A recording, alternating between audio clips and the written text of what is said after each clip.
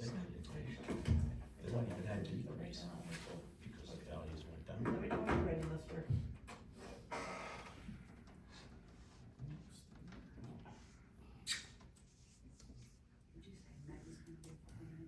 Yeah.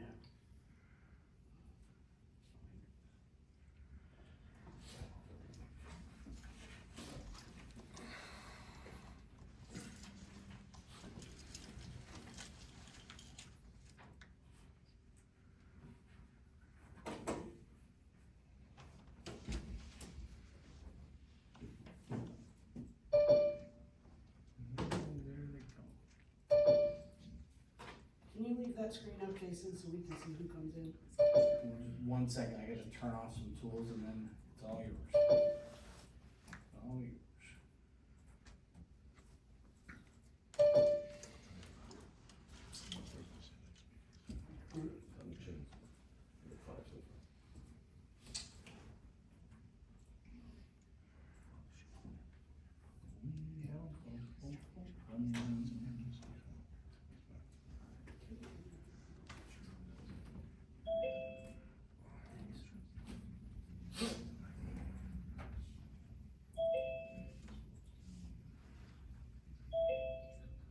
Patty, just heads up, see how it says iPhone 178 there?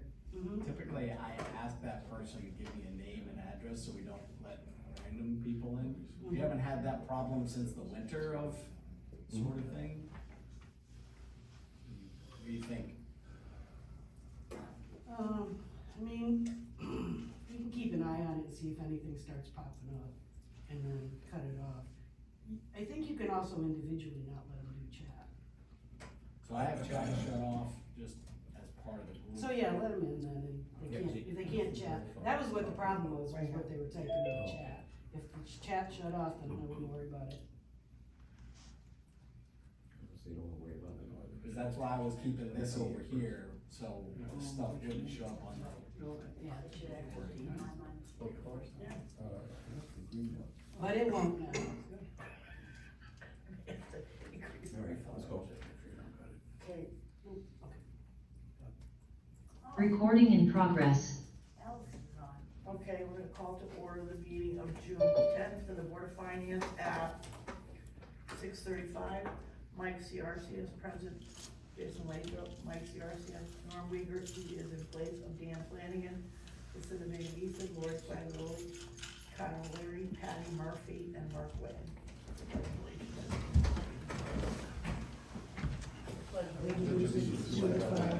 United States of America and to the republic which stands one nation under God, indivisible, with liberty and justice for all.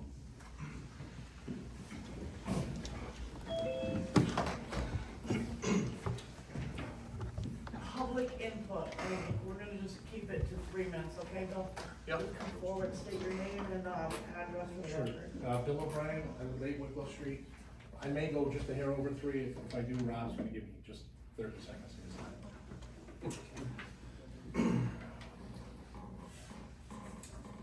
Hello, my name is Bill O'Brien. I'm the Public Works Parks Foreman at 6 Stanton Road.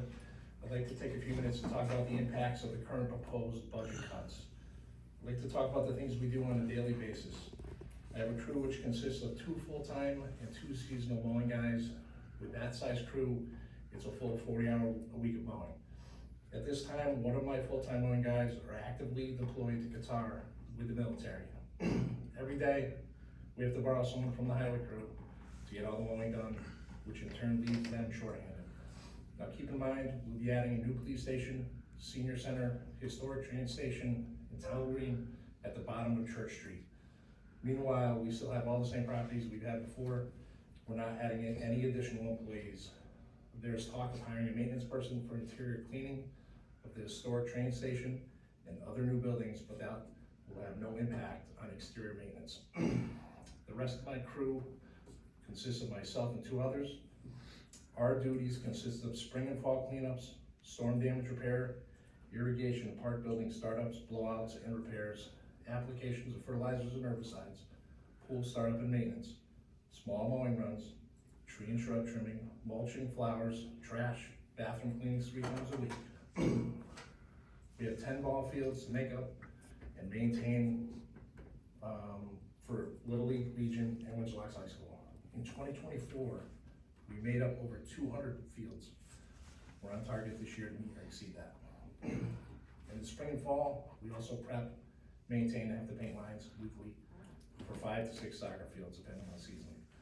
I'm not concerned with equipment cuts, we'll patch, fix, and do what's necessary to get by.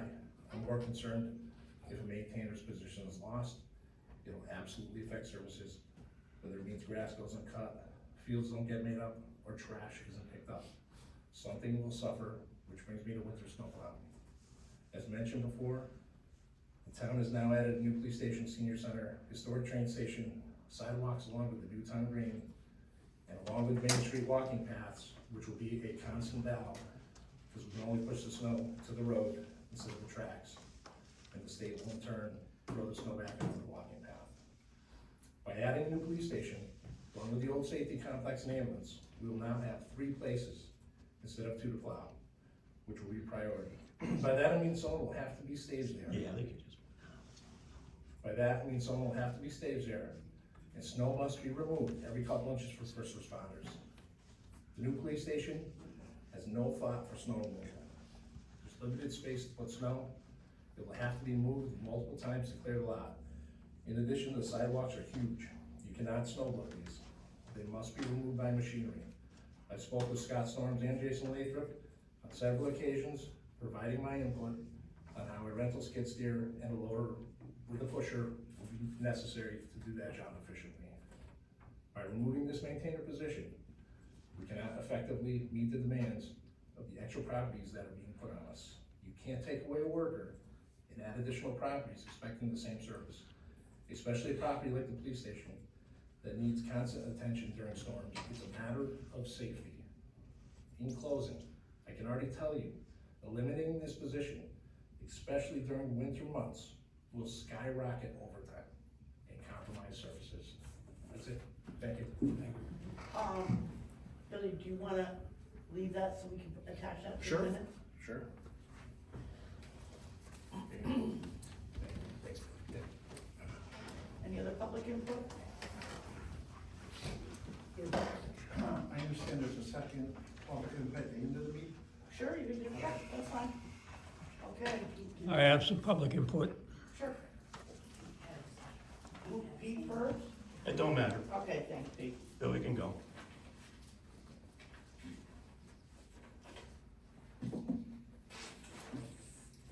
My name is William Rousseau, and it seems to me that we, as a town, have a problem with getting information out to the townspeople.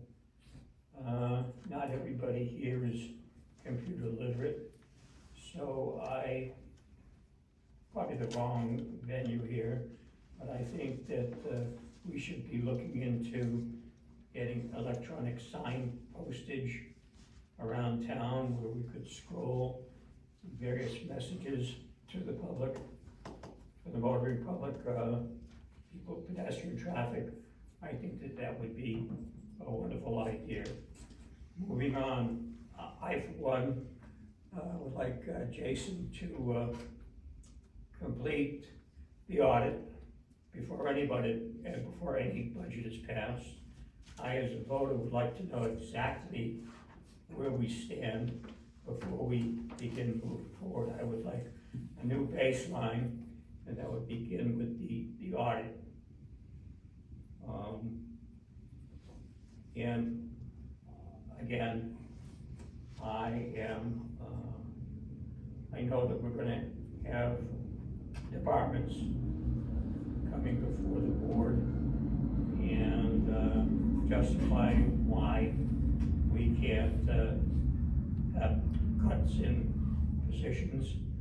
And I think that given what I would call the mismanagement of our town budget, I don't think we have any alternative but to take the knife where we can. It's been presented that the businesses are receiving a lesser tax rate than residents. And I'm a defender of the older folks in town. We cannot afford a 30% tax increase, or many of us are maybe forced with the proposition of selling our homes. Thank you. Thank you. Pete? I'm gonna stand. I'm Pete Lambert, 11 Copper Drive. I work for the town of Windsor Locks for the past 30 years. Back in 1995, Cy Pirelli was there. He was the chair of the finance board. And I just got hired. I had my own business at the time, and I made a decision to come work for the town. Coming to the town, I gave up a lot on it, but I gained a lot. I gained a lot where I was able to be home for my family. So there was talks about cuts back then, and I was the first one to be going. And I'm almost positive it was Mike that advocated that it would be a big mistake, because as is, we're working at bottom level already. I mean, we got so much stuff going on, something's gonna suffer all down the road. Just on the plowing side of things, emergencies, one guy down adds on about another 8 hours of that person not being there. So it would probably add another hour for each of the trucks being out there. So that's overtime, if it's not double time. Last year was a lot of double time. During the season of the fall, Billy's crew, they gotta get the, everything ready for the winter, get rid of the leaves, shut down all the water. As it is, things break, so he's being pulled off. So, I mean, something's gonna fail, where, let's say you can't get all the water lines shut down because something major happened. What are you gonna do now? It's gonna cost you more money to go do something else. I think losing that person is a real bad idea. We got 2 new buildings, plus the train station. I know you said you're shutting down, the senior center, but we still gotta maintain it. All right, we still gotta shovel it. We gotta still check on it. Could have a leak in the roof, gotta make sure, you know, stuff there's all right. Leaf season, I'm trying to think, I did the plowing. I just think it was a real bad idea on that. Now, the person coming on, I listened to the thing, did you cut that one too, for the train station and going to the? You mean the maintainer? The maintainer? No. Okay. So we're down 1, but that's still gonna hurt. I don't know how we're gonna do it. Summer help, we can work through it, because we always can take somebody from another department, and we always done that. If I needed help on one end, we'd grab another person, and then we'd go from there. But that's really all I'm saying, is you guys got a tough job, and I know you're trying to do the best that you can. But cutting, it has never happened in the 30 years I've been here, and it's always worked out where we got the work done efficiently. I mean, we did basically all the renovations, so with highway and myself and people in parks helping out here. And how much money did we save you guys there? And then we're gonna go and get rid of one of our guys? I mean, I don't think it's the greatest thing. I know it's tough times, but I'm sure you can find enough money to keep that person on. But that's all I have to say. Thank you. Thank you. Any other public input? Online, if you have anything you wanna say, just raise your hand. Alright, correspondence. I think I sent out anything that needed to be sent out to y'all. And then the minutes of our last meeting. Meg sent them out, everybody got them, right? So, may I have a motion to approve the minutes of our last meeting? So moved.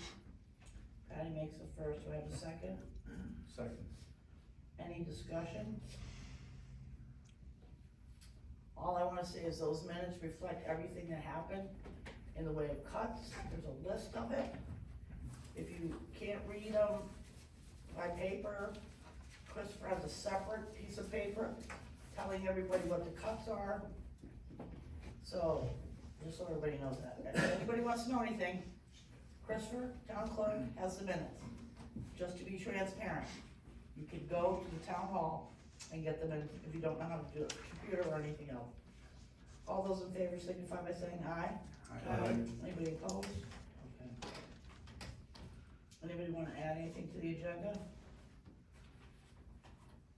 All right, financial update. Before we start with the first topic, let's go to the medical and what you have discovered over the last few days. So, we are bringing up the tail end of our open enrollment, which has been completed. From there, we get information, back that tells us, you know, who's adding, who's, changing, and who's dropping. And, based upon that information, I went back and, took a look at what our budget was, and then I compared, what our budget was for medical and compared it to what our open enrollment results were. And we went from, and this is just talking about medical, we went from a budget of $1,520,000 to a budget of, or to an actual, based upon open enrollment of $1,545,000. So about a $25,000 variance going in the wrong direction. We could have people add and drop during the year. That's not an immediate concern from my standpoint. But I know based upon the email chains that we're on, that the Board of Education goes through the same process that we do from an open enrollment standpoint. They have triple our employee base, and their number stands, I wanna say in the email, it said between 10 and 12 new enrollees. 10 and 12 new enrollees is a new enrollee, if it's a single person, it's about $10,000. If it's a family person, it's about $30,000. If it's a dual person, it's about $20,000. So depending on who's being enrolled, you know, you could have a lot of exposure by you, meaning that whoever owns the medical budget would be absorbing that risk associated with, is it 10 people at 10 single people and the impact is about $100,000, which is a manageable number? Or if it's 12 people who are all families, that's a number of, you know, $360,000. So right now, those dollars sit on our side of the books. And with a budget that's a lot smaller than the Board of Education's budget, an impact of $360,000, I would most likely recommend to the first selectman that we put an expenditure freeze on, because that's giant, that's huge. And it would dramatically affect, our next year's budget. So exactly what that number is, if we're using, say, an average, it would be, let's say, $250,000. And it could be $350,000, it could be less. We'll be working through that with the state of Connecticut during the enrollment period. But I felt it would be appropriate to give you this piece of information that if the way the budget sits right now, we could be running right into a problem. So you may consider, as part of your budget deliberations, turning the medical budget back over to the Board of Education. When you say medical, okay, so let's get on target. How much do you wanna turn back over to the Board of Ed? So on the Board of Ed budget sheet, it has, and I'll bring it up for the public here. Sorry. Let's gotta get the right version of it.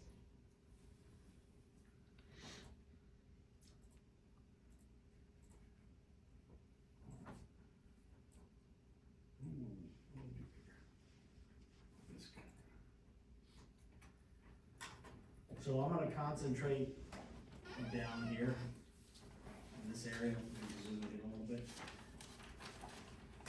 That right now, the actual budgets, like if you took a look at what was in our budget, for this is medical and dental.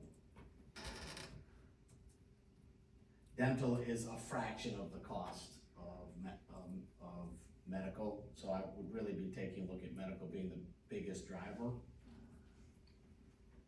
We budgeted 1560, I shouldn't say budgeted.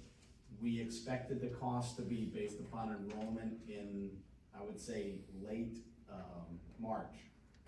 Actual enrollment would use, our actual enrollment under self-insurance at the new rates that were approved by the state of Connecticut would be 1.5 million for us and 5.2 million for the Board of Education. As the budget process unraveled, right, as it went through, that what ended up in people's budgets, we ended up with 6.1 million in the town budget and 654,000 in the Board of Education budget, right? So the difference is $4.5 million. So, And that's what we expected, right? yeah, correct. The 4.5. And what's It's occurring not- right? That wasn't something unusual. Yeah, so what's occurring is that 1560 is gonna be 1585. And this 5208 is gonna turn into 54, 5450, or it could be 5550. And is that, Jason, because there was more enrollment than you used in your calculations that you expected, or was there a price difference? Wasn't a price difference. It So was, there's just more people than you did use in your correct, calculation we used, that you expected was going to take the medical. correct. We were off by really one person or one equivalent on the town side. So it was a good guess on our side of our actuals currently as of March. We're going to be what our July 1st actuals are. But right now, it looks like, just based upon the information that's coming in, that it's gonna be larger than on the Board of Education side. So why would you propose to give the 4.5 million back to them? Give the medical back to them? I don't understand what any of these numbers will tell you why you would want to do that. Just because we miscalculated, or was it not miscalculated, but the numbers are different than we calculated? The theory behind why we were doing it is false. So right now, let's say the impact is $250,000. It's just, I don't know what the number is going to be. I don't have the actuals. We'll probably know them within the next week or two, okay? The town budget will be absorbing that. Yeah. All right, so, well, this is something we can think of, because we know that the, next referendum, next referendum more than likely will fail. And this is gonna be something that we're going to have to figure out before then. Do we want to absorb the 360,000, or, which we've already absorbed, whatever we do. All right, I know people don't wanna talk about this, but I'm gonna bring it up. This one thing on my head, I shouldn't bring it in my head. Whatever we do with this medical, we are raising the Board of Ed's MBR. I don't care what anybody says. I don't care whatever reason anybody says anything. I don't care, do not care. But I do care that we are going to raise the school's MBR by that much money. No, I personally will. By what, Lori? Well, whatever the 4 million, if he No. wants to shift all that medical back, But some of that was already we already had it. right, And so then- we would probably get the money back, but the MBR would go up. It would go up. Absolutely. So that means we are on the hook for that same amount of money the next year. Yep. And then whatever they fight for next year in the budget on top of this, if anybody wants to do a phase-in, which will be a headache, we're gonna have that phase-in, plus whatever the Board of Ed comes in again, it's going, for a population that is decreasing. We may not be able to lower the MBR because they're an alliance district based on the population, but I sure am not giving them any more money. I'm not, but that's my opinion. One person on the board, but something we're gonna have to look at when we come up with the new budget after the referendum. Who's gonna absorb that difference?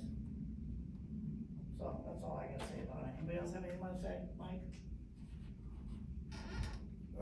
We'll think about it, but, let's wait for a week from today, see what happens, and then, it should be one of the items on the list to discuss, just in general, Yeah. All right. I think. if necessary. Okay, If Um, necessary. software update. Excellent week, 2 weeks. I know at the last meeting I had described, where we had lost our project coordinator, and that sort of put us behind the 8 ball, where our outgoing, project coordinator who was going on medical leave, or family medical leave, said, hey, you should consider, delaying the go live. The feedback, when I brought that information to, feedback from my report was, can we get our money back? Can we stop immediately? Those were some of the comments that I heard. And, I went back to the software company and said, hey, we need to step on the gas here. We need to be able to get this implemented in a timely fashion. It was of no fault of ours, meaning that we've done everything that you've asked us to do. They assigned us a new project coordinator, got the appropriate staff on board, and we have a go live date set of 7/7, we are now caught up to where we should be. It's gonna require a lot of work over the next couple of weeks, but I'm incredibly excited to report that, we are not going to lose the go live date. We've got our budgets imported for the last 5 years. We're gonna be working on our actuals. We're gonna have training, for our employees on the 26th, the 1st and the 2nd, to be able to get them started, in the new version of the software.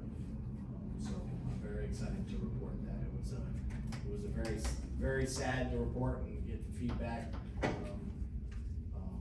the last meeting, and I'm pleased to report that we're back on track. A big thank to Tyler Technologies for stepping up with staffing to try to make sure we stay on task. Alright, I'm gonna skip the audit update, and we're gonna talk about it at the same time we talk about the 2025, or the review and this thing, the analysis thing, okay? The analysis of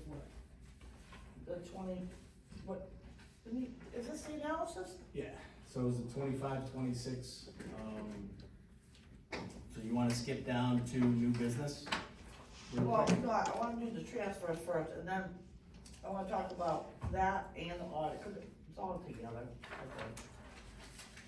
Which one is the analysis? This big thick one, is it this big Big thick? thick one. Yeah, Budget expense forecast and growth? yeah. Yeah. Okay, so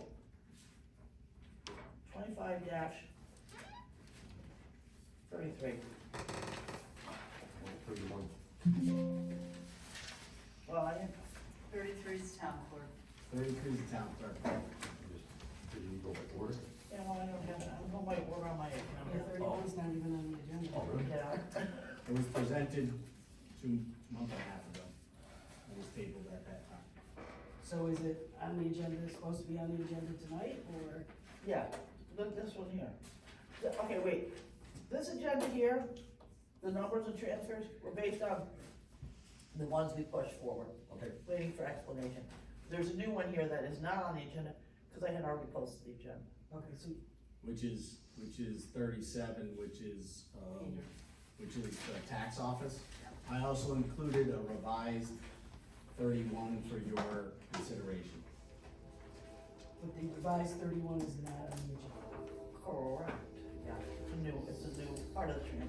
This is the first time I ever did the transfer, so from now on, I'm not listing the transfers, because obviously if it's not here, people are getting, questioning it, so I'm just gonna, for now, I'm doing transfer. Okay, But if there's something that comes up in the meantime, it's all part of the play. So 25-33, the one that we put off because Christopher did not give us an explanation of why he not wanted his number. Which he provided a nice narrative. yep, talked about where they had to drive to, And directions to gave us it. directions on where he drove to, so we knew his mileage was correct, good job. Listen, Lexi, I make a motion to approve T 2533 in the amount of $84.94. Patty makes first, do I have a second? Lucinda second, any discussion? All those in favor signify by saying aye. Aye. Opposed? Okay, so. 25-34, is that the Dakota one? Yeah, we respectfully request that be tabled until the next meeting. All right. 25-35 is? I don't have that. That was the, tank. Oh, the tank, all right, so we got, yeah, so that's no problem. 25-36, Was 35 done, or is it tabled, or? it was tabled. So we're just tabling it again. Yeah, because we don't, It's did we not cut the on money on in the the? budget right now, Yeah, we so. talked the Okay. budget. All right, table, great, thank you. What was 25-36? It was the furniture, Oh, yeah. and there was a request for, before the furniture purchase would occur, was that we wanted written, confirmation that the Board of Education's finance office was going to come, to that. We do not have that written confirmation.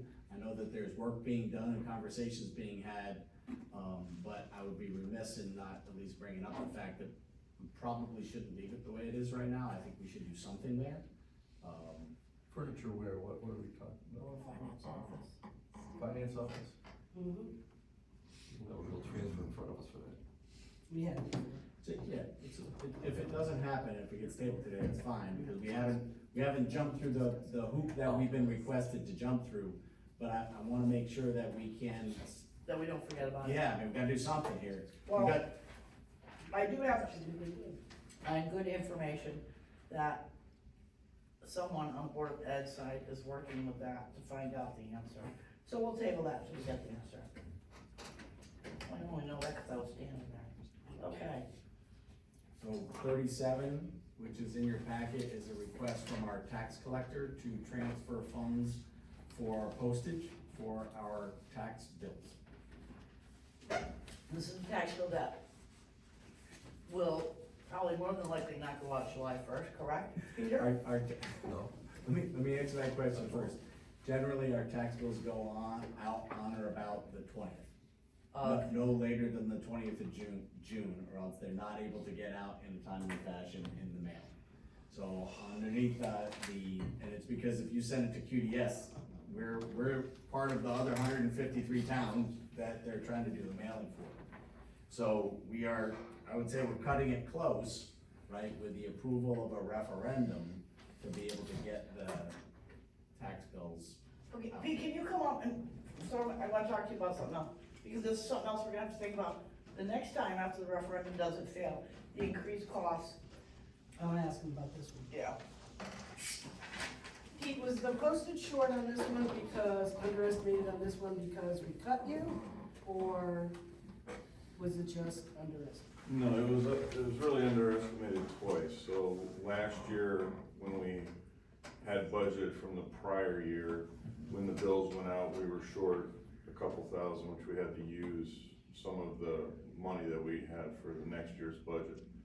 But you didn't know that till after the budget We don't was know done. that, so they're just estimates from our software company, so again, we don't even know, we're a year behind, cause we prepay those now, so. Okay, That's why it was short, it's really 2 years in a row we've been. so once we do these two and get them correctly, you should be able to estimate better for next year. Well, we're gonna talk about that, right? Well, it's gonna be, so we're gonna have enough in there to pay this.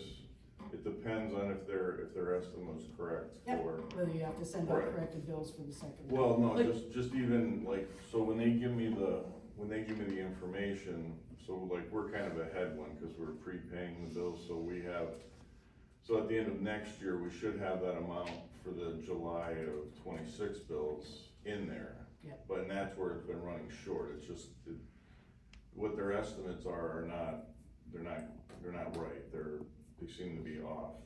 So like this year, for instance, we budgeted, I wanna say 6,600 for the postage for the July mailings, and they're in the neighborhood of like $8,300, $8,400, so we're off again, so we're, Well, what I'm saying is, once you know how much these are off, and you know what our budget is going to do, whether we're gonna have to mail out tax bills again, you can not take their estimate and you can increase it when you come for next year's budget.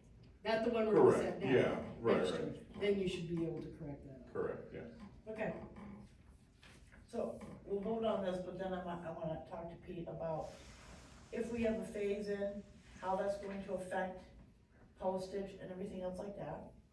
And then we are also I wanna talk about phase in, what else was there? Tax bill going up. Oh, if we do if we absorb the trash, the fee, that's gonna increase, billing and everything. So, did you say that you contacted these people to ask about that? I asked, they do trash billing, they have a module for that, but I'm just waiting on just an informal estimate just to see what it would cost, you know. So, we can wait until next time for that, okay? So just keep that in the back of your mind, as we move forward and we make any changes, it's also gonna cost money. But somebody said to me, that's the cost of doing business, not necessarily that I agree with it, but anyways. Do I have a first to approve the 5,500 for Peter? So, Conda makes the first, do I have a second? Second. Any other discussion? All those in favor signify by saying aye. Aye. Opposed, unanimous. So while Pete's here, can I ask him a question? Yeah, Tax bills are going out June 20th? No, usually we usually pick the last day to mail them. They have to be into QDS by June 20th. In other words, they need 10 days to balance everything, get everything ready, and then at that point, we pick the date. They need about 10 days in advance to So get them. about June 20th, we're gonna have to support them the information. Well, so, without really knowing everything in terms of how it works from the town side, we're gonna need a mill rate to get, for the assessors to get their information, then to send it to QDS, and then for us to be able to mail it. Without that, no bills are going out, so, yeah. So we need the selectmen to set a mill rate so you can send out the tax bills in an appropriate manner. If that's the direction we're gonna head, then yeah, the mill rate would have to be set short. If the June 17th budget fails, then I would think there'd have to be a meeting shortly after that to decide what they're gonna do. If they're gonna set a mill rate, which I think might be required under 12-123. Yes. Yeah, so they'd have to decide, and that's gonna be the tricky part, because if you estimate too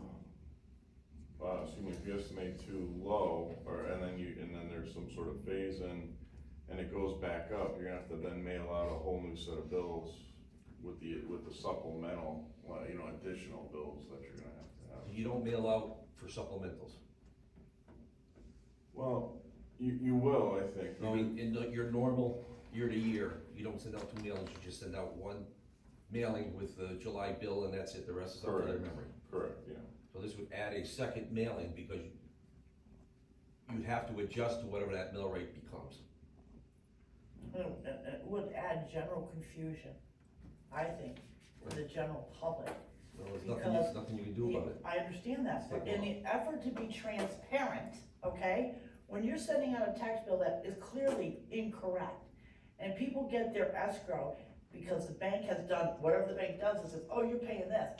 Now, we get another bill, you're gonna have, and I'm just saying, it's a headache for the people. They're gonna have to call, they're gonna be calling their banks, they're gonna be calling Peter, they're gonna be, whatever. How come my escrow is this, how come it's a mess, a phase-in is a mess, but whatever, that's just They're my the ones that point. voted for it, so it's not my concern. No, they what didn't people vote, do. they voted no on a Peter, budget. how late can you send a tax bill? Can you go past July 1?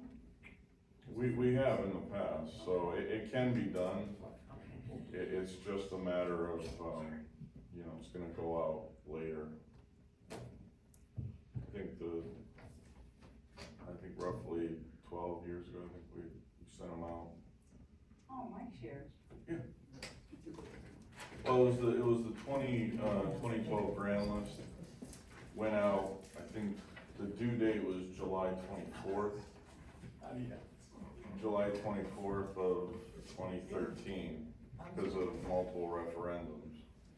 And so they weren't able to get them out on time. And so at that point, they just set a different due date. I mean, I think I would have done it a little differently, in the sense I would have just set it at 8/1, 7/24. You can mail them in July, but you just set it, just easier when it's like the first day of the month, but. So if that were to happen this time, that's probably a similar thing that we could do.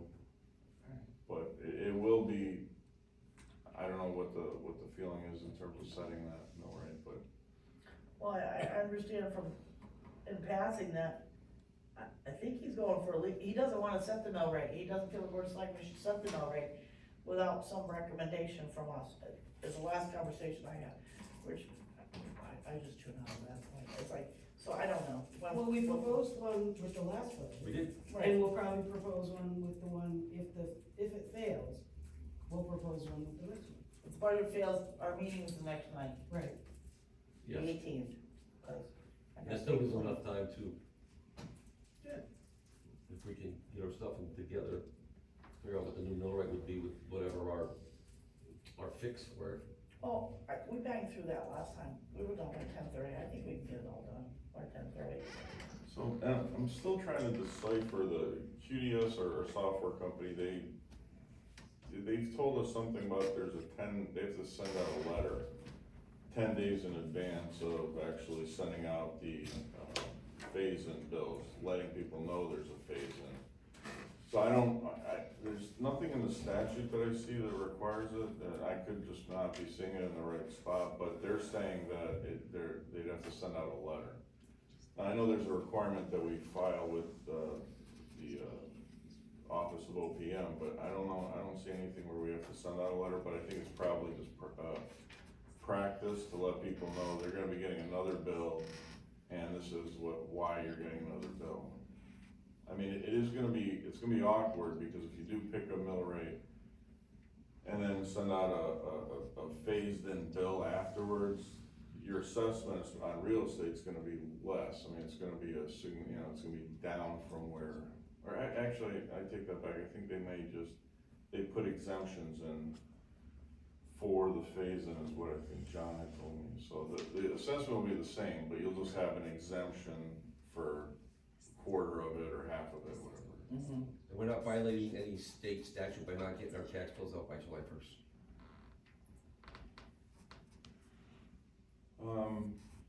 I don't believe so. No, I don't think there's any sort of requirement. Which we don't You just have to, like, I have to let the Office of OPM know that we have referendums, cause I have to file what they call an M1 by July 1. If I'm not doing that, I have to send them an explanation why I'm not. And then, this is sort of a widespread, one of the problems with the rush at the end now is because there's about 60 or 70 towns calling the same time. QDS saying, hey, our budget's not passing, and, how late can we possibly get you? What's the latest date? And so when, 60 or 70 towns do that, they're getting a little nervous of whether they can get them all out in time. So it's, just gonna have to see how the 17th turns out, but, Okay, yeah. any other questions, Michael? Okay, Nice job, thanks for the info. thanks, Pete. So the other two, transfers that are not on the, agenda is T-25-31. Did you wanna follow up with Peter's transfer request, or? No, we just. We approved it. You approved it, all right. Yeah. So, I guess this is you talking about this. Okay, this was presented in the amount of $94,850.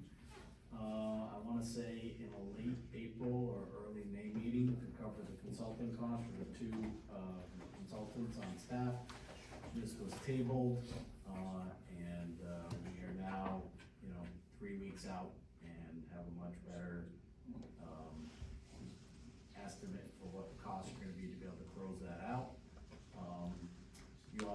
forecast, that sort of goes over where we are for the end of the year. And when we brought this up, there was some reticence to be able to utilize the contingency account for these, because there was no forecast of where our expenditures were going to be. And of specific note, I know, Mr. Ciarcia asked about, hey, can we do a forecast of our salaries to be able to see where we are, because there was some concern that our budget in 24-25 did not have an estimate for our town hall union in it. So, sort of leads into, we are finally caught up enough in the current fiscal year with postings, both from a revenue and expense standpoint, that the hard work that the finance office staff has done has resulted in my ability to be able to do a forecast for you, as to where we are going to end the fiscal year. So, okay, So I guess to try to alleviate the concern on the source of the transfer, I did not think any of these transfers could go forward without an accurate forecast of where we were going to close the fiscal year. My understanding in the past, you have not received reports that tell you where you are at the end of the year. And because of that, the transfers to close out the fiscal year normally are occurring after the fact. You are not proactively at the end of the fiscal year saying we're going to close the fiscal year. It's occurring in September or October. And I know there's specific language that's set forth with a 60-day window of a transfer that has been used in the past after the fiscal year is over, where there has been some contention, and I would tend to agree with that contention, that the intent of that language, 60 days, to close out the fiscal year in a period of May and June, not 60 days after, or 90 days after, or 120 days after.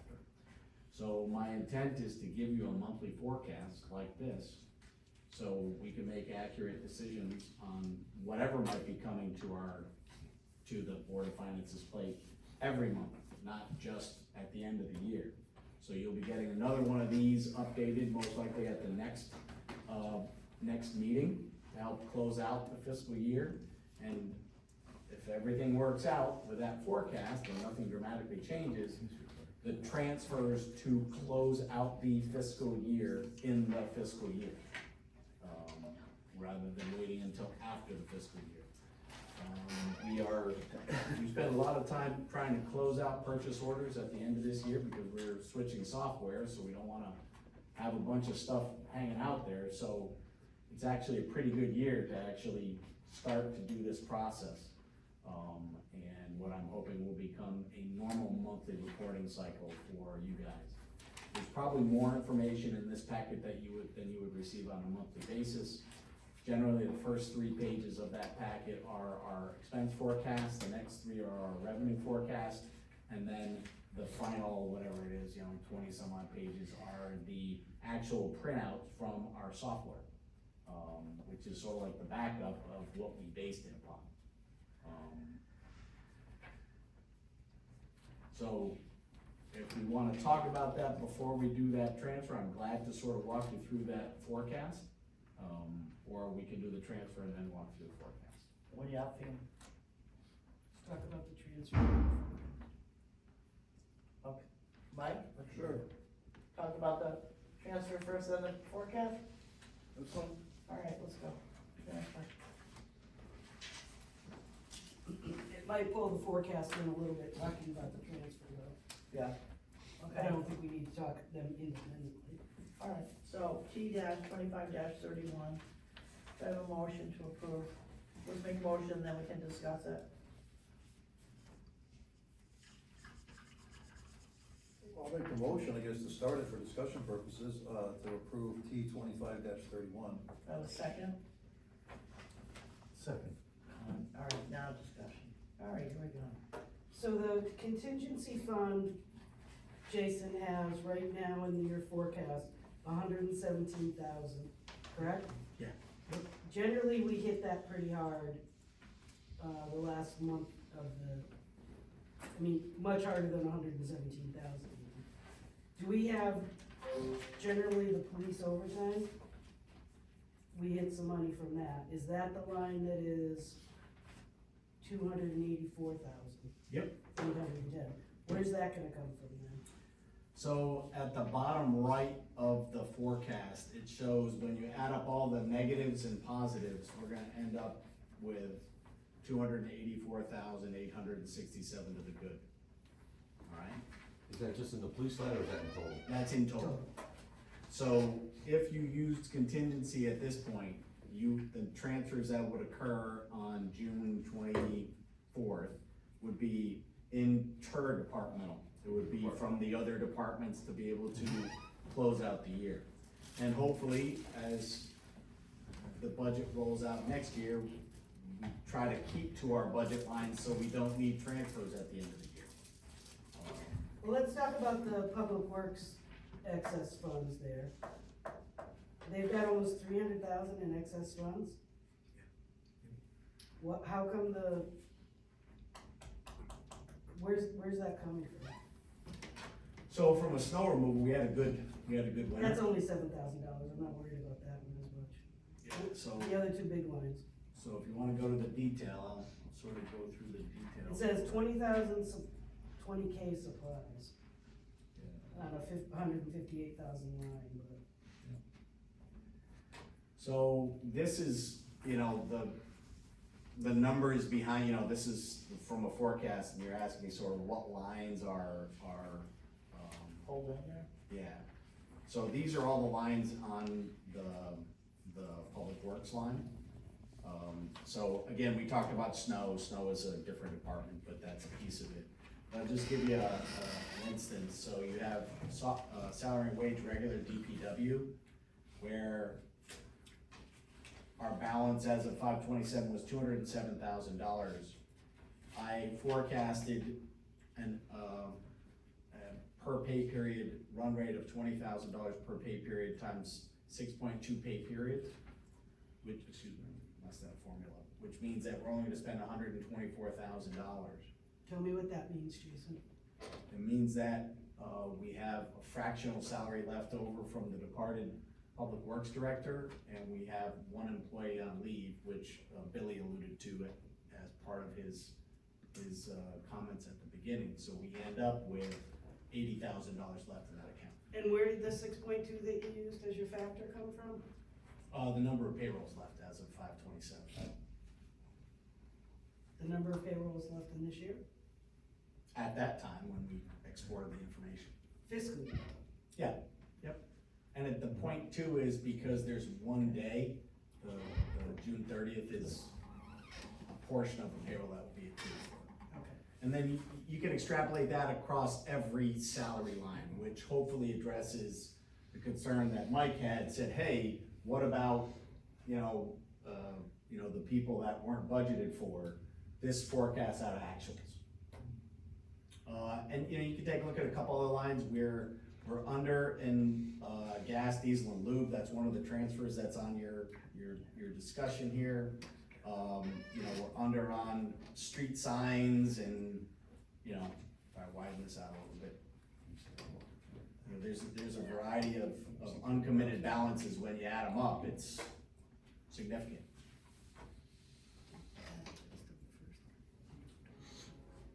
Well, the first line, why is the uncommitted balance 207? This is what comes out of the software, that column. I added in a column of adjust, and that's sort of what. So should it be 207 minus that number? Yeah, so. And that's what the delta is gonna be left over? Correct. And that's in the summary sheet here. That's how I forecasted. All right. Right, and that 20K reference was an estimate, here, you'll see a 20,000, estimate for expenses in general supplies, DPW. In speaking with Amy, because we don't have a fill there, right, to be able to give us a feedback, and I said, hey, how are we doing with supplies? Do we have any estimate for, maybe departments need things, whatever it might be, and she said, I don't have a good handle on it, so I had to use something just in case. But, all of Phil's credit cards are canceled, there's not a lot of spending going on, over there.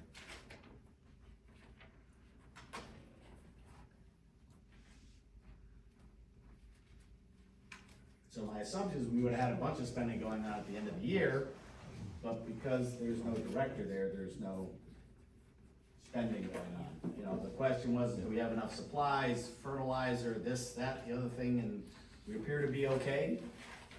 But I wanted to put a number there, for estimate purposes. If we remove that number from the estimate, that would drive the 284 to 300. Each department has a little bit here and there. If you talk about the police department forecast, they've got an ammo purchase they have to do. If you talk about the fire commission, they didn't get a purchase order in for their hose testing that occurs in the month of June. I put an estimate in for there, so that 284 number is very conservative.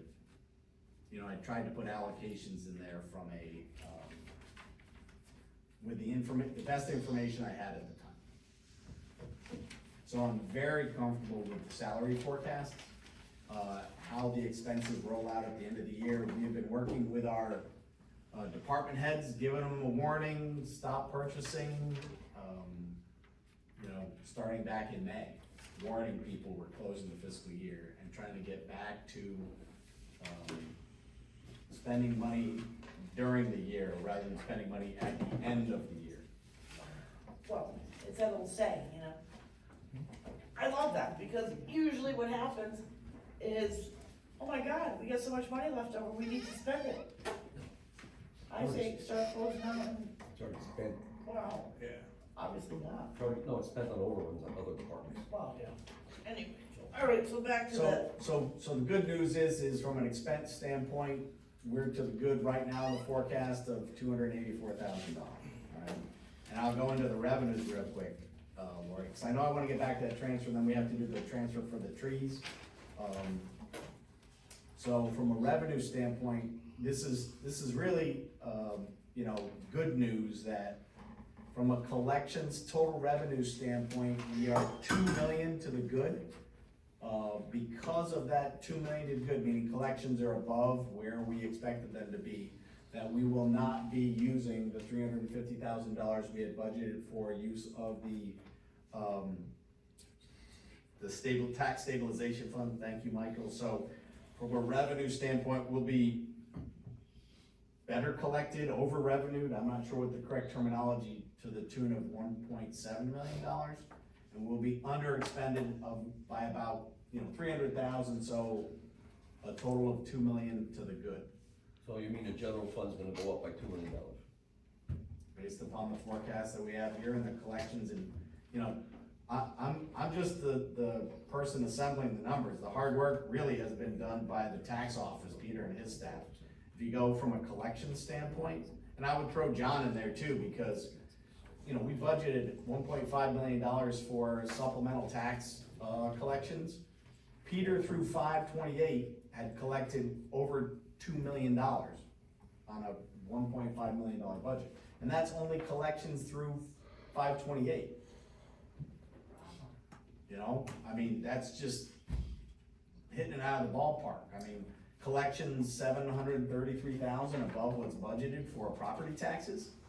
It's $1 million, it's like $900,000 for revenues. From a collection standpoint, we got a little bump back in December.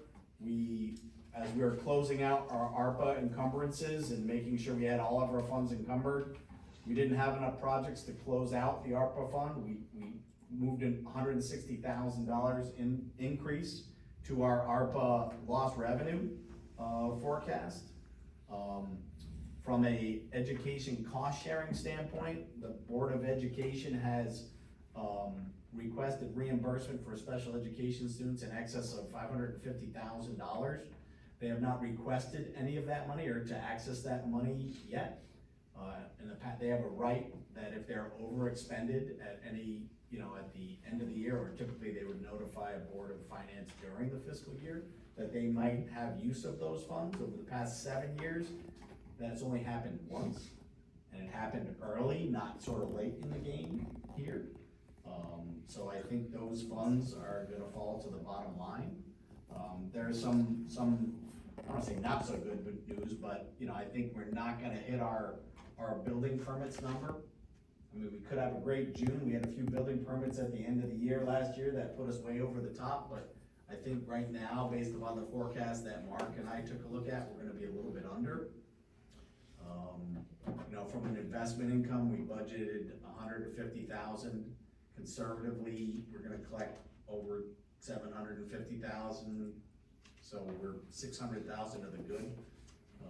You know, just, things are going good, and this is, and I'd love to say this is like an abnormal year, but this is a normal year for us. We always underexpend, and we always over revenue or exceed our revenue forecast. This year, maybe it's a little bit weird. Maybe on the supplemental taxes, we're not really that far up, you know, 500,000. You know, I would say we're probably, you know, investment income has been higher than it has been in the past. I think the fact that we budgeted but didn't use the tax stabilization fund, you know, maybe those are a little bit different, but just overall good news from a forecast standpoint. And hopefully that makes you comfortable doing transfers just in general, as opposed to just questioning whether it should be the contingency fund or some other set of funds. But I look forward to bringing you probably a lot of work at the next meeting to be able to close out the fiscal year with transfers, which most likely will be inter-department. That means we'll be taking the balance of public works to help out the police department, or the, you know, pick a department, but a set of transfers that are occurring before you close the fiscal year, so you know where you are, as opposed to 3 months after the fiscal year. Okay. So we have a first, we have a second, we have a discussion, any more discussion? Yeah, just a couple of quick comments. I mean, I agree with Jason's comments on the revenue side. You know, it's positive, and when you look back historically, we have experienced positive trends, you know, favorable budgets, or budget versus actuals. When you look at the revenues, and just keep in mind, that's independent of the expenses. So even though we have a large, favorable, positive variance on the revenue side of the ledger, when it comes to expenses, you know, it doesn't mean that we can then overexpend by the same, you know, $1 million or whatever the positive. It doesn't work like that, right? So on the expense side, you know, before voting on this transfer, you know, we have a favorable variance of $284,000 in change. That's it.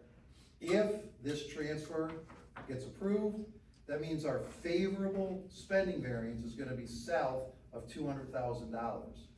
It's really not a lot of money, in my opinion, based on a $59 million budget, roughly. I'm just rounding. So just keep that in mind, you know, as transfers come in. I mean, hopefully the lion's share is done, because there's really not a lot of room left. It's independent of what transpired on the revenue side. Can I ask you, Mike, too, since you kind of been on the board for so long, I still don't feel comfortable with the amount that's left over in the public works. I can't imagine that they've got that much left over. What page you on? Help me out. It's on the very first page of this. Actually, I think it's the second page. $300,000. I think the first page covered it. Okay, so you're looking at $295,000. Yeah. Okay, so my first comment would be, account 4319, landfill refuse. I believe, we can have Jason double check, I believe that's a selectman account, Board of Selectmen. I don't believe, could be wrong, but I don't believe like, to me, this landfill refuse, that's the trash. That is housed under the Board of Selectmen budget.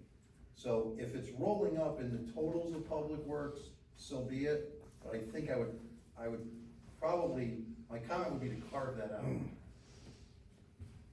But if Jason says it rolls up under public works, okay. I mean, that's just, the format that was chosen there was, the format that your budget is presented in. And it's the same format that was presented at the closeout of the fiscal year for the prior fiscal year on the last meeting in October. And the revenue forecast that's in these packets are also the revenue forecast that in the same format that was presented in your March budget meeting where we set our budget our revenue budget number, so. When you that- say the format, what do you mean by that? This format, where it's by grouping, Okay, by so department. 4319, Mike, is in the selectmen's budget, it's not Okay. the public works. And then I would just, if I can skip around for a little bit, the 4307, that account I believe is separate from the actual public works, like, I know they're both operating budgets, but it's two separate budgets for our purposes, okay? And that's, like I said, that one's $7,000, I'm not as concerned about that Yeah, one. so we're looking, I think what we're really talking about is account 4301.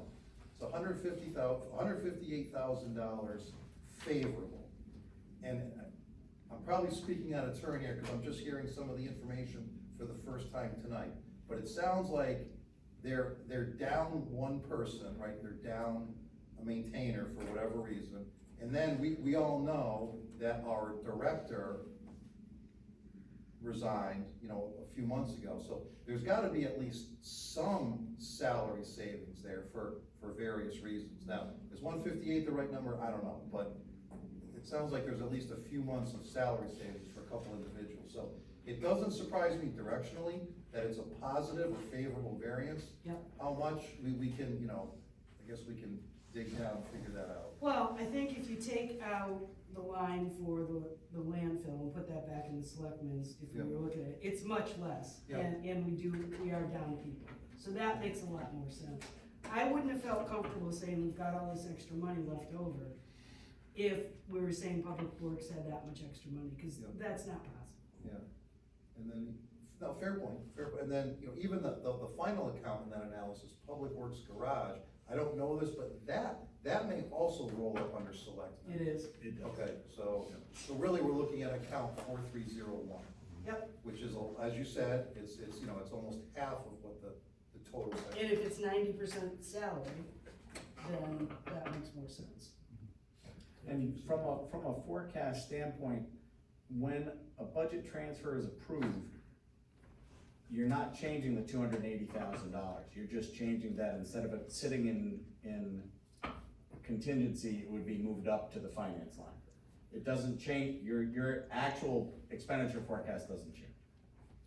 That wasn't really why I was concerned about it. It was if those numbers weren't right and we didn't have that much of excess. So the only other piece that I can do to help down that path, I mean, you have the actuals, right? Like, it's not, are we missing a purchase order? Are we missing a credit card? Are we missing some payment of $250,000 between now and the end of the year? Or is our salary forecast off by $250,000, right? And I demonstrated, I happen to pick the DPW line, that the forecast, and I use an estimate of $20,000 times 6.2 payrolls. So I know how many payrolls are waiting to be processed as of 5/27. And then that ripples through all the other salary accounts from an expense standpoint. Okay. Any other discussion? Yeah, so it looks like the transfer that's on the table, the motion, it's higher by, I don't know, $43, $44, $4,500 when compared to the previous transfer slips that we got. So you're comfortable that this is it, right? Because it seems like it grew over the past month. It did. It did. But and so at this point now, the only estimate is for the month of June, right? Right. Because there's only 3 weeks left in the fiscal year, roughly. So, I have a problem with it. And I've been saying this all along, is the irresponsibility of our first selectman to post for finance director is causing us to spend these over amounts in that line item. Bottom line, irresponsibility of the first selectman. He hasn't posted, he hasn't made an attempt to post. Okay? And it's creating this overage. yeah. So factually, you're correct in that, yeah, if there hasn't been a posting, I mean, virtually the money's been paid, right, the majority of the work's been done, the majority of the hours have been, I get that, been done, so. and I'm not disputing the work that was being done. We need someone there, but the point is, we should be aggressively trying to find a town employee to fill that position. No offense against you, Jason, but I mean, we really need to, I don't think we've ever gone this long with having a temporary position in the Board of Finance, as a finance director. And I don't know what we can do to make the selectmen go off and post that position, but it's purely up to him, no one else. Fair. But I agree, we gotta fund it, we have to have someone to support it, but on the other hand, we need to get a person in there that's getting paid for what we budgeted. That's it. Any other comments? Okay. All those in favor signify by saying aye. Aye. Opposed? Abstained? All right, so that's unanimous. All right, next one.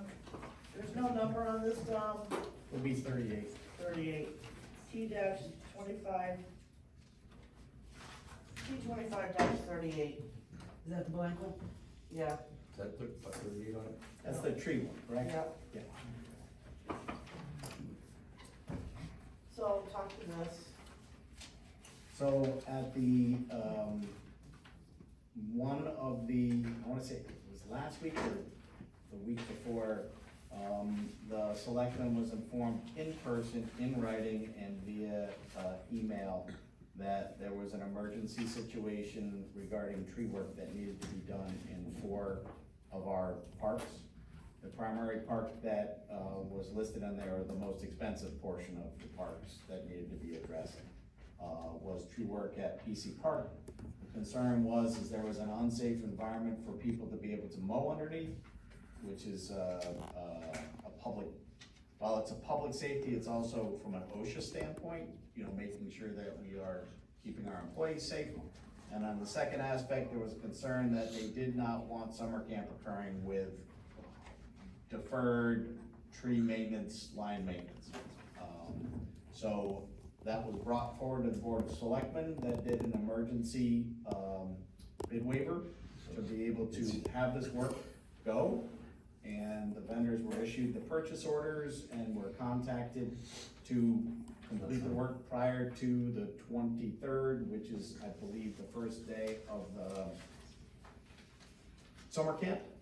And that's why it's after the fact to you guys, because it was an emergency as brought up to the first selectman, it was brought to the Board of Selectmen, there was a waiver according to the emergency procedures as part of the town purchasing policy, and then it comes to you. Okay. So do we have, so we can discuss it, do I have a first? I'll make a motion. Kind of makes a first, do we have a second? I'll second to discuss, because I get some questions. Mike, okay, discussion. So, just let me take one step back before we go forward. So in the last transfer that we just approved was like $98,000. So that means our favorable variance is down to below $200,000, right? No, because. It doesn't change.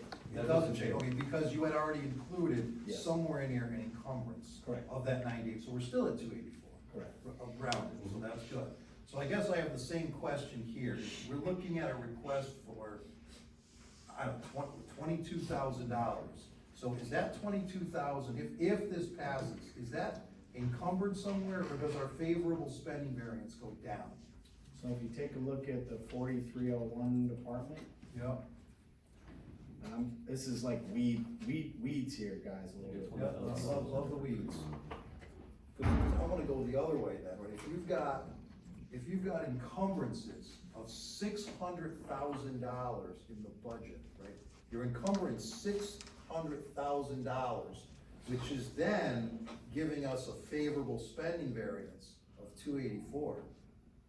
I wanna look at the 600,000, right? So we can push that 284 up. And I Because agree. the question is, what is $600,000? We know what 98 of it is, and from the last transfer, we know what, it sounds like we know what 22,000 of it is. So what's that other 500,000? I know it's not to be discussed during this particular transfer, but I think that's the bigger question. So the target of the transfer is the, tree line, oh, I'm sorry, wrong line. It's there. That tree line is sort of right here. That's where we're trying to move the appropriation to. Okay. And I've forecast 20, and again, there's available balance there, right? There's 14,000 available. Yep. And the transfer is 22, and the source of the 22 is 20 from the gas, diesel, lube. And then 2,000 from the traffic lights, so those are in the adjust column, so they've been forecast, Yep. it's in there. Yep. So again, would not impact the 284. Okay. And I do recognize that we want that 284 to go up. Yep. And the hope is that I don't have directors that are sitting on bills that they haven't input or followed our purchasing policy on. Well, to the tune of $600,000, you do, right? You've got directors that are waiting, I guess, to get bills or put stuff in or whatever. Yeah. Of $600,000, just a moment more. Okay.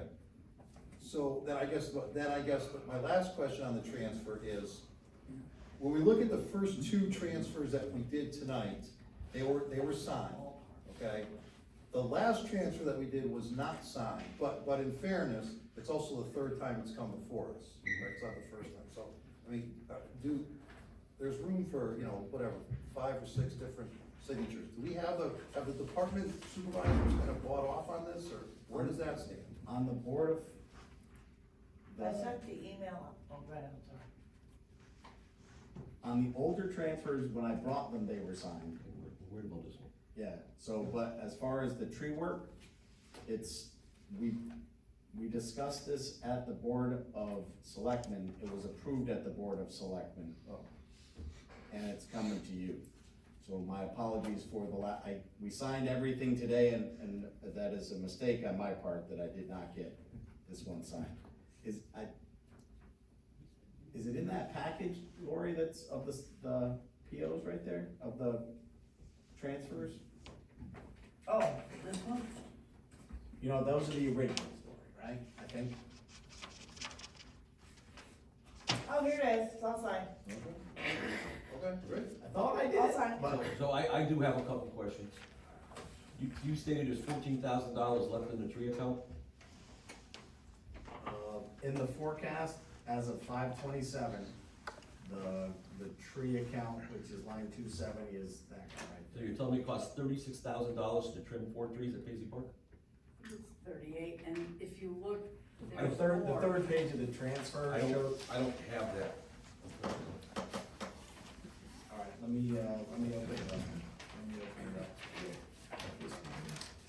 Let me move this over there. Seems an awful lot of money for trimming 3 trees at Paisley Park without having a competitive bid. Oh, there was bid. No, I was told it was not bid. It was in the minutes from the, selectmen's. All right, so this Wait. is the unsigned version of this, but attached to it, this is the breakout. It wasn't bid, but there were 4 quotations that were gotten from a, tree service standpoint. And they decided to split the baby here. One vendor, Evergreen, got 2 parks, and Distinctive Tree Service, who was a vendor we had not dealt with before. We did not have a W-9 from them, so they were a new vendor to us, where we have worked with Monster and Evergreen before. So that's, the amount needed of the 22,000 is based upon, hey, these were all the bids for those people, for the 4 parks across the top, total cost of it, what the balance is, and that's how you got to it, but further down is, just screenshots of It should be the. $20,000 minus the 14 we already had in there. So it should really only be $6,000, right? Am I not seeing something? You're scrolling So this is the fast. gas diesel lube line? I'm not talking about that. Go back to the tree line. There's $14,000 in that tree line, Yes, remaining, correct. okay? And if we went with Monster, it's $20,000. So it's 20,000 minus 14, it should only been a $6,000 add-on. But to go with all four of those, 1, 2, 3, 4, for a total of 35,654. So Less the 14 is the 21 year. Monsters, Why would you take a bid at 50% more from Monster Distinctive to do Paisley Park? because the monster bid only had 3-inch, and in instances where there was a specification to take down a tree, they chose limbing only. And that was not what was recommended from our public works folks. In the absence of a public works director who would be our tree warden, we're relying upon the foreman to give us feedback as to, you know, which Billy was, but he left, I think. Mhm. But this was, they're the ones who prepared all this stuff.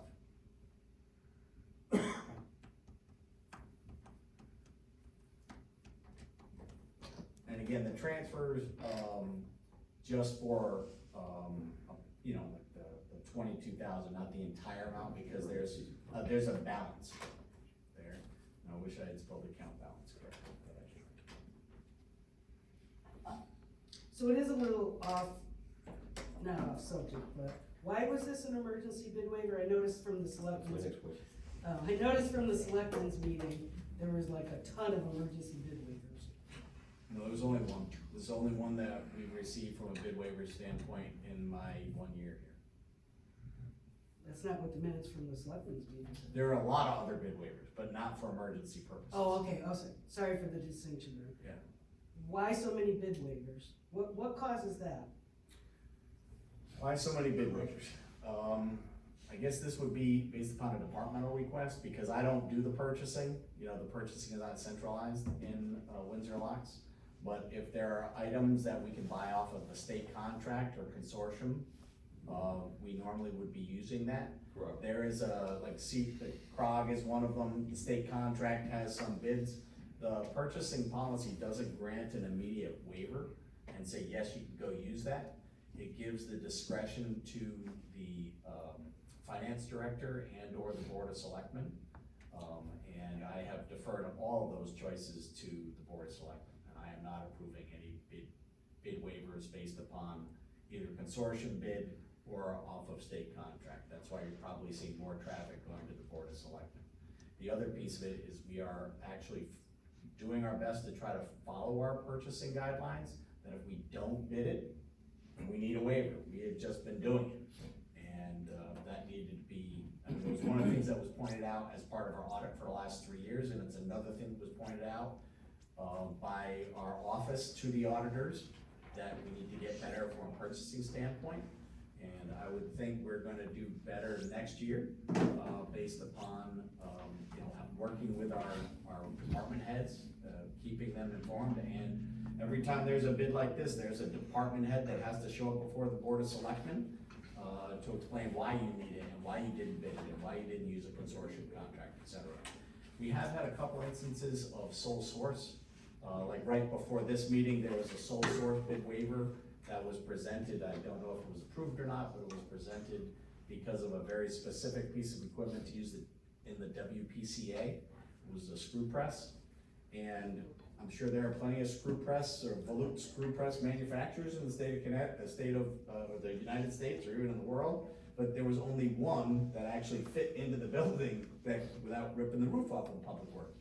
We chose to waive that because there was no reason to bid something like that, because there was only one person who was going to provide And that was part of the ARPA thing, right? That one wasn't, but other pieces of Like equipment that, were. same sort of. But same sort of thing, you'll see instances with sole source. Well, the board of selectmen kicked one back at the last meeting that was requested by the police department, that they wanted to buy some copiers and wanted to buy them off a state contract, or consortium contract. And the board of selectmen said no. Said, hey, it's a readily available product, it can be bid, there are multiple providers out there, get some more information before we would approve this. Okay. So they're trying to put some teeth to it. Okay, appreciate that explanation, Jason. Well, Not perfect, but we're trying to get better. Well, my next question is, what makes this an emergency? Do we have like a thunderstorm or a high wind that knocked trees down, widowmakers in the trees? That just became recently, or was this something you know about Have it? you been over there? Well, my point is it been like that for 6 months and all of I a can sudden, see it from my house, but all of a sudden it's an emergency because we wanna start summer camp? dead limbs. I'm not a tree guy, Mark, but when you are put on notice in writing by an employee that there is a safety concern, I think Scott's hands were tied in relation to how to address this. I think he could have, and the discussions were, do we A, close the park, B, put construction tape or, under construction tape around the tree areas, or step on the gas, do an emergency purchasing waiver and go. And the choice was 3, and that's what they chose. As to why our prior tree warden and public works director didn't think of it as an emergency, and then our department head comes back and says, hey, we have a problem. I can't comment on that, but I'm gonna defer to that. From a liability standpoint, if we get put on notice that there's an emergency, God forbid something happens in that park about that, we absorb a lot of liability, given that, so. That was the thought process. Maybe it's not perfect, but Okay, nope. Okay. Any more discussion? Did Mike ask any questions? You did, he was the first one. So I guess what we're saying is this, just to clarify, because Mark does, or Patty, they got good points here. Monster, we're saying that there was a limitation, right, on what they would actually cut down or trim or whatever, so. Correct. So it's like a different scope of work, so even though they're not as expensive, it's because of the work type or scope of work, okay.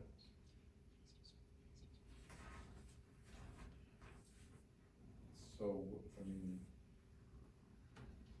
given that, it would seem like the, Family and Pacey look okay. What was the rationale for Reed? Vets, I guess only one person bid on vets, so that's. The question is Reed. So the question is why distinctive wasn't chosen over evergreen? Well, I was reading an emergency. The emergency question I can't answer. I know distinctive, we had not done any business before with, so the question was, you don't need one tree vendor, you need multiple tree vendors, in my opinion, because if you wanna be able to pick up the phone, you want multiple tree vendors, so I think that's why, well, I know that's why it was split.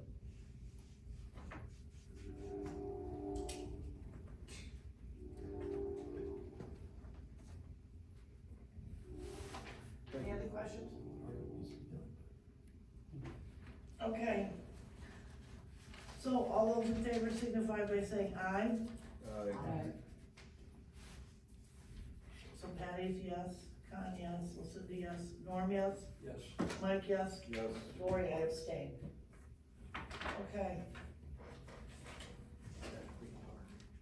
All right. So, we did, so let's go back up to the, we talked briefly about the forecast, so now let's go back up to the audit update. Is this my? No good news. No good news. I've described before how we have legs in three fiscal years. The prior fiscal year, the current fiscal year, and the subsequent fiscal year.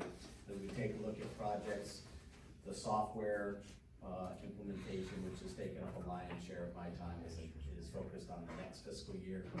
We've got, our staff, taking a look at the current fiscal year and getting caught up and being caught up in both revenue and expense, which has allowed me to be able to present the information, the financial forecast that you have before you today, which leaves that to the prior fiscal year of the third leg of this, which clearly from a public standpoint and feedback that I've gotten from you guys is the third leg that needs to be complete to make sure that this stool of the prior, the current, and the next fiscal year comes together, and I'm behind on that, there's no question about it. I'm confused. The last 2 years, the annual report's already been approved and closed out, so why are we looking back? Why are we not just focusing on this year? You just mentioned you're going back 3 years. I don't understand that. No, we're looking in the closing out the 23-24 year, we're looking at, again, from, you know, just closing out the 24-25 year.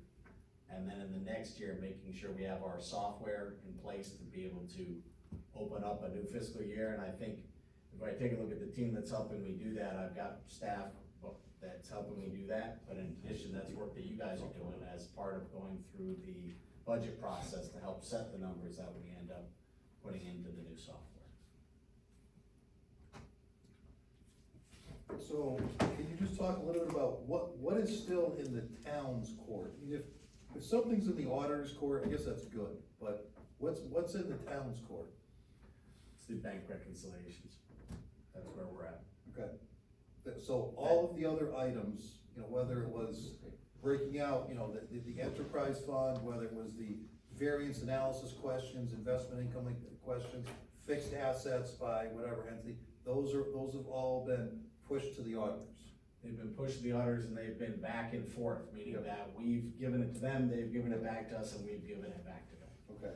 So, you know, I have one email from Mike that I have not responded to, that I think came in either yesterday or the day before, that I have to get back to him. I don't know what that request was, but I do have to get back to Mike on one thing.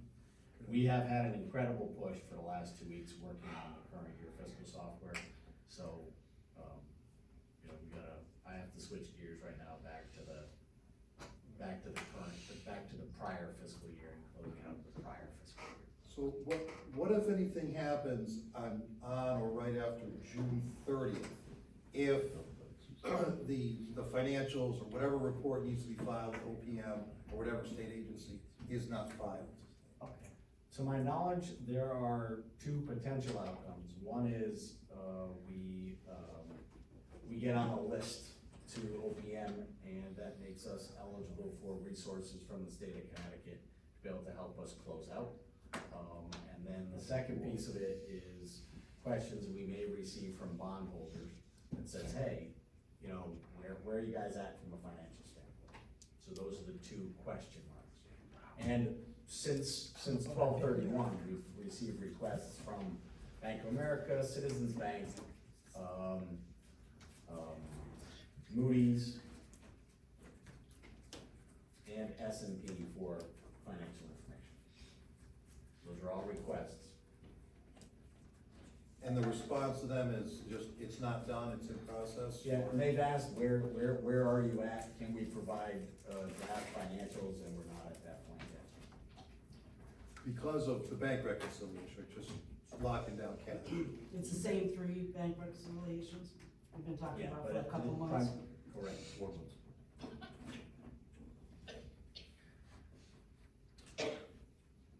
Okay, Colin is requesting a little 5-minute recess. So we're gonna take a little recess at 8:06.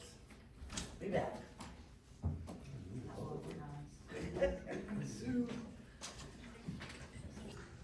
The next item was new business, the 2025 review and expense analysis. Do we wanna talk any more about that? We already did. All right, the old business, that's not gonna happen until August 26th. So public input. 3 minutes, please. So please step forward and state your name and address. Kevin Knapp, 6 West Street. So obviously I've been to these meetings since February, and I want to express the same concern that Mark and Patty are talking about Jason's reason for being here to help the Board of Finance and the town of Windsor Locks in a time of need. I have history of Jason's. I've brought it up multiple times. I mean, how many times do you have to get punched in the face till you realize you're punched in the face? I mean, it's common sense. Everything he says is misleading. He just talks for hours. There's been multiple discrepancies in all these meetings that you guys catch with his line items and putting money and this and that. It's just unbelievable that these smoke and mirrors are being allowed to happen. And it takes somebody like me or Will or Kurt to figure it out when all you guys are the voice of us. And we're telling you, and you're just not listening. I've sent multiple emails to Selectman Storms. I've put probably 60 emails to Lieutenant Paul Chernick. I have unbelievable evidence against this town and the corruption, collusion, and nepotism that is rampant in this town. I have a copy of a lawsuit that I have drafted. I have a CHRO complaint that I've been telling everybody about. On June 13th, they blocked 6 hours of time because I'm suing everybody in this room, everybody I've talked to, for the same reason. You guys are willingly neglectful with this gentleman being employed by this town. He was supposed to be vetted, nobody's vetted. You guys are showing that his department is getting paid to do what? To do what? He was supposed to manage this company and they did nothing for a month. What was he doing to manage it? He can't send an email, he can't call them, he can't follow up or let anybody else know, or his 2 employees. So we're paying how much a month for Jason to say, I don't know? It's the Board of Finance's job to oversee things like this. It's fraud, waste, and abuse on the town's part. And I'm gonna sue the town so that way this doesn't happen, and whoever is responsible is going to be crushed. I told you guys I had 2 secret meetings with Jason and Scott Storms that I have recorded. They're 2 hours. You think that's gonna be good for this town when I release that? You guys have seen me all over the internet. I've only posted about 10% of what I have. I worked for the FBI. I was an MP in the Army 8 years. Lori worked with veterans with readjustment counselors and talks to me like I'm an idiot. I have PTSD, TBI, all these things. I'm 100% permanent total veteran in this town. Behind Master Sergeant Chapman, I'm probably the most decorated veteran in this town. And people treat me like I'm an absolute idiot, starting with that gentleman. Here's an article of him doing the exact same thing in another town. I've presented 5 articles of him doing the same thing. You just have to Google his name in East Haven, and AI will tell you he's unethical. All these discrepancies are because of him and Scott Storms. Scott is on his way out, he's on his way out. They're Batman and Robin from the town. That's exactly what's happening. And you guys are all gonna be implicated in it because of his smooth talking car salesmanship. He's a weasel. Okay, 3 minutes is up, thank you. If you guys wanna see it, it's right here. And I'll leave a copy of the lawsuit draft too. Your guys' names are in it. Mark?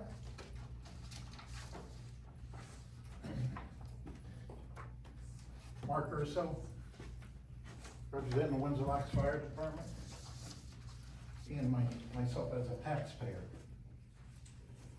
I decided to address my concern, with all due respect, on the second public input, because I wanted to hear what was going on and come in with an open mind, understanding how the money is being spent by you guys. Very difficult job, no doubt. There's a proposed cut of $45,000 for what I consider to be crucial to our future operation. It's been part of our program to enhance our operation, especially during the day, and I consider it public safety. Watching the national news kind of justifies what's going on in this world. It's on our doorstep. Major concern for the fire department. That $45,000 will put an extra guy on the truck during the working day where we need the help the most. We responded to over almost 545 calls last year. We added to the coffers $200,000 just through our permit that's unscheduled. $56,000 to date, year to date, as of this morning, we believe.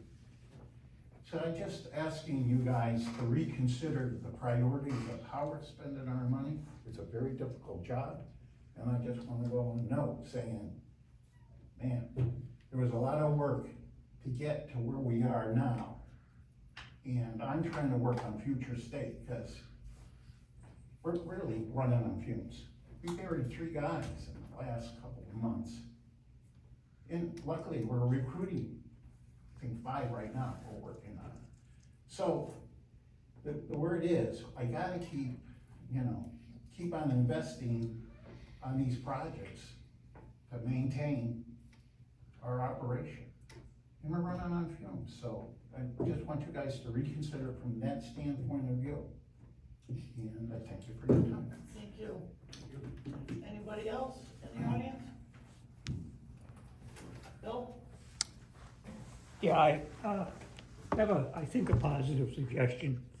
When you go over the line items, you have a letter and then you have a number, and I believe it's under transfers. It might be helpful if when you publish the agenda, that you identify what that particular line item is, because I think there could be a large sum of money buried in one of those numbers in the letters, and that may possibly get more people to come. And then as a manager, I put my manager shoes on. You know, when I was in management, you did your department budget, and you always fudged a little bit knowing that you were going to get cut.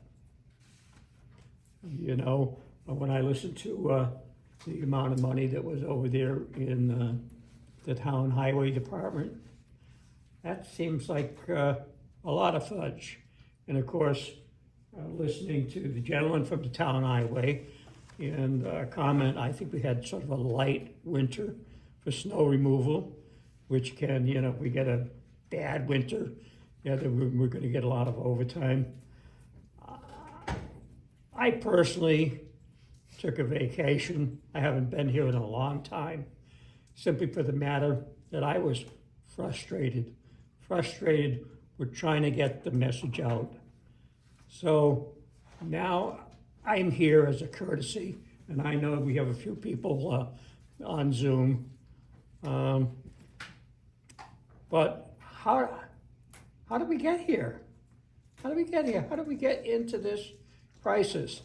And I'd just like to ask this question. Would a town administrator, because I proposed a town manager form of government, and I've been told we can't do that because that's a whole charter revision and a whole reorganization of our government. Would a town administrator who serves at the will of the people be of any assistance to the Board of Finance? Thank you. Thank you. Any other public comment? Anybody online have a comment? Okay. Board comment? I just have a couple of things. A lot of people over the last couple of days have said they were very confused when they went out to vote. And I think we've heard that from a bunch of people. So they were wondering if there could be a fact sheet put out before the referendum that says, if you're voting yes or no, this is what that means.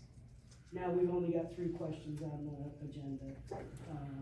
But I think that would be a very good idea. I don't mind trying to draft something up and running it by everybody, or if somebody else wants to do it.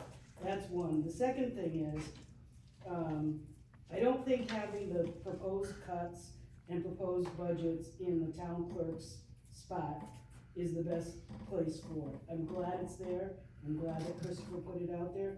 I think it should be on the very front page of the website. As soon as people log in, news and announcements. So if you could take what Christopher's got and put it right up on the front page, that would be great.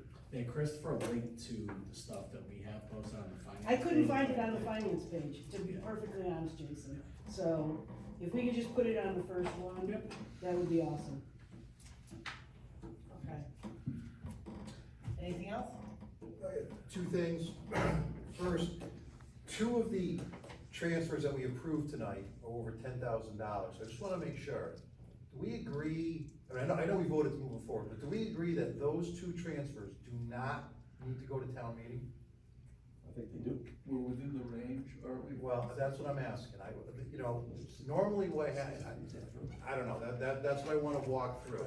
Not that I mean, the vote is the vote, but. In front of me, but. Oh, As long as it's under $200,000, we got the 60-day rule. Okay. I believe is how it states. where would be in the chart? I have that. Believe it or not. Look at Mike had whipped that out, and I whipped this out, what the hell? Here we go, Connie, ready?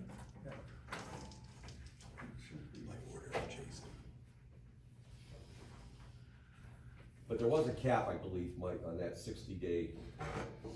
Remember, Yeah, it was like- our 60-day window seems to run about 6 months, to be honest with you. well, legally, we've been staying within the 60 days with not having to go to a town meeting.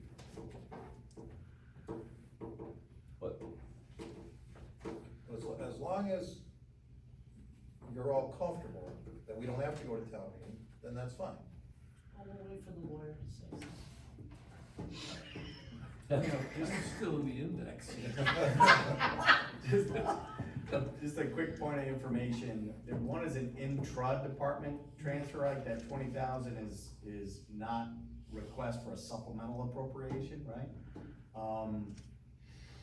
If we talk about the, finance transfer, that's from contingency. Carl has spoken to the Board of Finance about that contingency is not one of was his concerns. It's when, at least Carl's piece of it, and I'll let Carl speak for himself, but the last time I was here was saying when you are requesting additional funds, that was his big concern.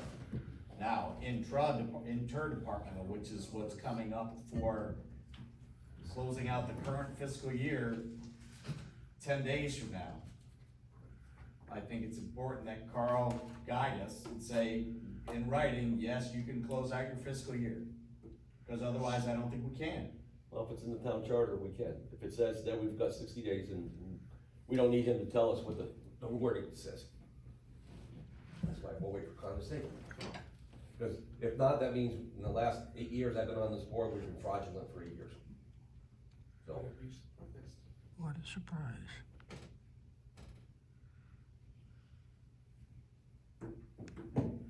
Okay. Upon request of the office board, commission, with a similar body during the last 60 days of this year, the Board of Finance may transfer any unencumbered appropriations balance. Read the section.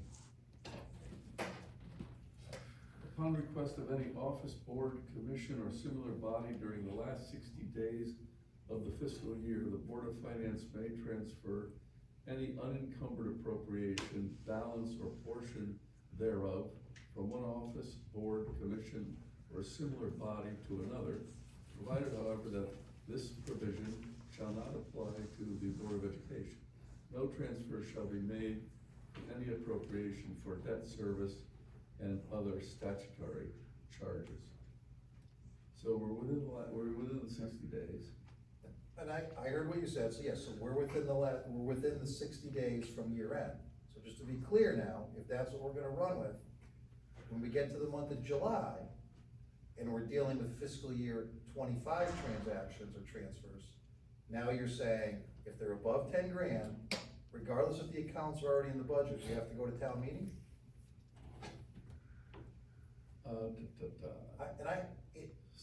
I'm not on one side or the other, I just want to be clear as to what we need to do. I can add that if there's a transaction that occurs after the fact, all the postings that are done in my office will be done effective 6/30. But that's not what the charter says. It doesn't say anything about posting, it says the last 60 days of the fiscal year. With the fiscal year ending June 30th. So I just wanna be clear so that we know what the plan is going forward. From what I hear is we need, what I don't hear in that one is, can we do it post-June? Does it fall within the 60 days because it's still, the year's already passed? Well, if we're meeting in July, then clearly we're not within the last 60, But I mean- or August, or September, we're not in the last 60 days of the. But the year's already passed, so by default, and that's you gotta get Carl or. So that's what I wanna clarify. I don't think a state said it. Even with the last 60 days of the fiscal year, that seems pretty clear. Yeah, okay, what happens July 1st is what the point is. That's a new fiscal year. But if we're still working on the prior fiscal year budget. Correct. And encumbrances, does that make it okay? Well, this goes back to what you said, we should get all this done before. I came in after the fact last year, we're doing transfers in October and November, right? Which Mike brought up the point at that time, what are we doing here, right? I bring it up every year, because it's, depending on the year, we do different things, that's the point. Interpret it that the request is made in the last 60 days, Okay, right? so request is made in the last 60 days. The request had to be made in the last 60 Okay. days. Maybe not so much the decision to expend. Right, so let's say it's made one day before, Yeah, right, you're within the 60 days. Yeah. The Board of Finance doesn't have an opportunity to react to that. okay, So it seems it's addressing the request. okay, well, I don't know. So again, so if a transfer, if we're requested. Upon request of any office, board, commission, or similar body during the last 60 days of the fiscal year, Yeah. the Board of Finance may transfer any unencumbered appropriation balance, et cetera. So that means in July, we don't need to go to town meeting, if it relates to fiscal year If it's 25. upon a request that was made in the last 60 days. Okay. So you have to have the request, we don't have to vote on much. Well, we just have to have the, oh, We have to have we have to have the request. All the requests have to be there by Oh, okay, July all right. first. So that's it, so June 30th is the So cutoff. you gotta find them Great. all, Jason, Great. before the end of this month. Yeah. So that's the hope, right? I mean, I gave you a fiscal forecast, it's taken us 12 months to get to the point that we can actually do a fiscal forecast, Right. right? We did not have actuals in. I appreciate the feedback, positive or negative, whatever it might be, regarding getting the audit done. But the driving force is, we need the stuff posted, right?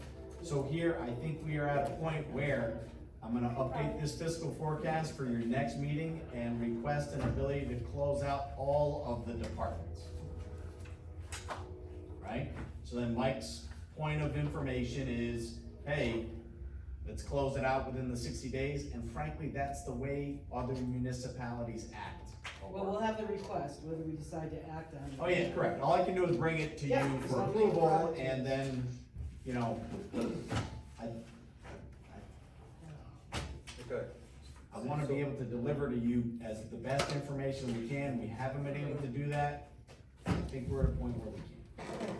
So my final question is, and it might be irrelevant come a week from now, but at the last meeting, at the last special meeting that we had, we talked a little bit about that letter that was received from legal counsel related to the Board of Education, as far as what one person's interpretation was as to what we can or can't do. I'm still a little confused by that, and maybe we don't need to hash it out tonight, but, I talked to Scott, okay, I told him that we had mentioned that we wanted our own legal opinion, okay, and as far as I know, he was working on it. okay, yeah, So come, by the time we meet on the 18th, okay, we will have that. okay, so if you said that already, I didn't get it. Well, I Thank didn't you. say it, I didn't say Okay, it. great, But Thank you. I just wanna remind everybody too, we all voted yes on the budget that we put forth that was voted down. Yep. And we voted yes, and then this is just my opinion, with no drama, we had no drama.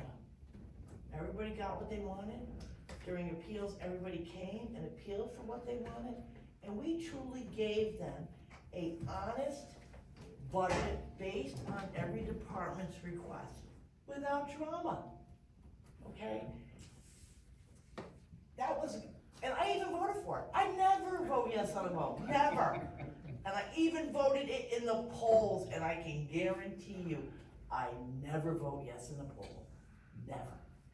So, for me to vote yes, I truly believe that was the best budget that we presented, based on all the information that was provided. It was just the misinformation and the public hysteria that pushed it over the edge. Our taxes did not go up. Your personal assets went up in value. It would be if you got a raise, you'd have to pay taxes on that raise. Well, we got a raise on the value of our house, and I'm paying taxes on my house.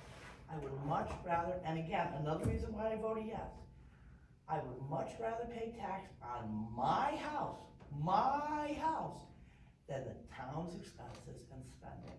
So we have to remember that. That's why I voted yes. I don't know why you people voted yes, but just remember that, because come the 18th, we gotta do this all over again. So So can I have a motion to adjourn? Motion to adjourn. Patty makes a Not motion. everybody can afford that $100 a month. Mike second, right? All in favor? Out. 8:33. Delivered.